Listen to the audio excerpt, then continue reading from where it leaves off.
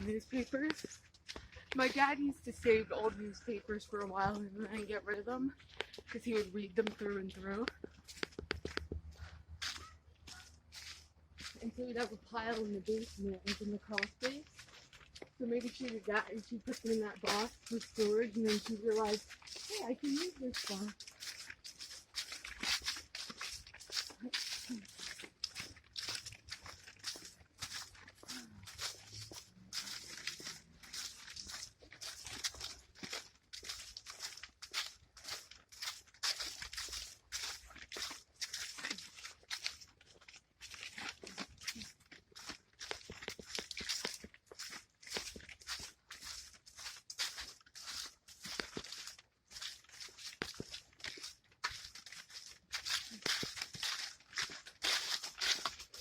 Whoa! What the heck? What the fuck? Whoa!